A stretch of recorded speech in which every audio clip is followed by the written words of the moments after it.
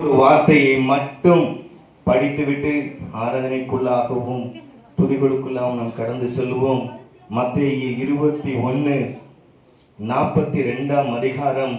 இயேசு அவர்களை நோக்கி, வீடு கட்டுகிறவர்கள் ஆகாது என்று தள்ளின கல்லு மூளைக்கு தலைக்கல்லாயிற்று, அது கர்த்தராலே ஆயிற்று, அது நம்முடைய கண்களுக்கு ஆச்சரியமாயிருக்கிறது என்று நீங்கள் வேதத்தில் ஒரு காலம் வாசிக்கவில்லையா? ஹல்லேலூயா, ஹல்லேலூயா, ஹல்லேலூயா. இப்படிதாங்க நம்மளுடைய வாழ்க்கை. நம்மளை எத்தனையோ பேர் நம்மளை ஆகாதவன்னு ஒதுக்குன நம்ம தான் அந்த இடத்துல கூடியிருக்கோம். ஹல்லேலூயா. எத்தனை பேர் சொல்ல முடியும்? எத்தனையோ மனிதர்கள் என்னை ஒதுக்குனாங்க, எத்தனையோ மனிதர்கள் என்னை ஒதுக்குனாங்க.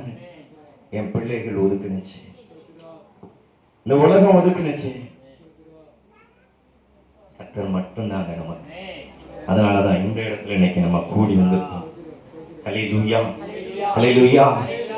நிறைய சொல்லாங்க. இன்னைக்கு நேத்து இந்த நேரம் உயிரோடு இருந்தவங்க இன்னைக்கு இல்லை. எத்தனை பேருக்கு தெரியும்?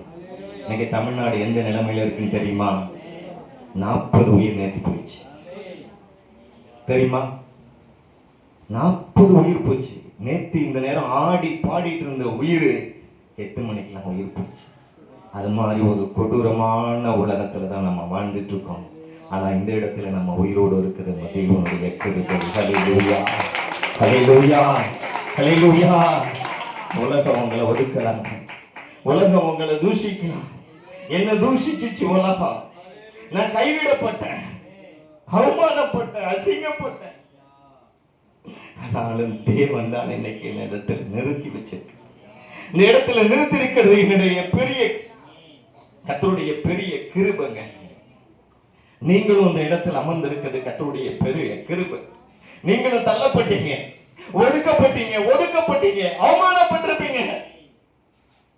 யாரு காப்பான்னு நீங்க யோசிச்சிருந்த நாட்கள்ல தேவன் தாங்க உங்களை தேடி வந்திருப்பாரு. ஹல்லேலூயா. யோசிச்சு பாருங்களேன், எவ்வளவு கஷ்டமான சூழ்நிலை, யாருமே காப்பாற்ற முடியாது என்ற சூழல் நீங்க வந்திருப்பீங்க. உங்க கண்களை மூடி, உங்க செவிகளை மட்டும் திறந்து உள்ளத்தை ஆண்டவருக்கு நேரா யோசிச்சு பாருங்க. ஆண்டவரே, எத்தனை பிரச்சனைப்பா, என்னால தாங்க முடியாதப்பா. அந்த தாங்காத நேரம் நான் தள்ளப்பட்டப்பா, ஆகாத கல்லணை தள்ளப்பட்டப்பா. இந்த உலகம் என்ன தூஷிச்சுச்சப்பா. ஆண்டவரே கேளுங்களேன், நான் அவமானப்பட்டிருக்கேங்க. என் குடும்பத்துக்கு பெரிய அவமானத்தை உருவாக்கினேன். 35 நாள் சிறைக்குள்ள இருந்தேன். என் குடும்பம் யாரும் என்ன தேடி வரல, அழுத. என் குடும்பம், சொந்த பந்தம் எல்லாத்துக்கும் அவமானத்தை உருவாக்கி கொடுத்துட்டு ஒரு சிறைக்குள்ள இருந்தேன். எல்லாருக்கும் ஆண்டவர் வேற மாதிரி தரிசனத்துல வருவாரு. ஆனா என் அப்பா என்ன தேடி வந்தது என் சிறைச்சாலைக்குள்ள தேடி வந்தார். ஹல்லேலூயா. நான் தள்ளப்பட்டு இருந்த உலகம் ஒதுக்கிடுச்சு. மனைவி வரல, பெற்றோர் வரல, நண்பர் வரல, உயிரை கொடுக்க எத்தனையோ பேர் சொன்னவங்க வரல. சிறைக்குள்ள என் தேவன் தேடி வந்தார். ஹல்லேலூயா. சிறைக்குள்ள தற்கொலை பண்ணிக்கணும் முடிவோட இருந்த நேரத்துல என் தேவன் தேடி வந்தார். ஹல்லேலூயா. தள்ளப்பட்டு இருந்தேன். ஏன் இதை சொல்ல வரேன்னா, அவங்க உள்ள முடையணும். ஹல்லேலூயா. கர்த்தர் செய்த நன்மையை குறித்து நீங்க ருசித்து பார்க்கணும் இந்த வேளையில. ஹல்லேலூயா, ஹல்லேலூயா. நம்ம எவ்வளவு ஒதுக்குனாலும் உலகம் நம்மளை கைவிடாத தேவன். ஹல்லேலூயா. இன்னும் சொல்ல போனா, ஒரு பாஸ்டர் கூட என்ன நீங்க பரலோகம் போக முடியாதுங்க. அழுத உட்கார்ந்து அழுத.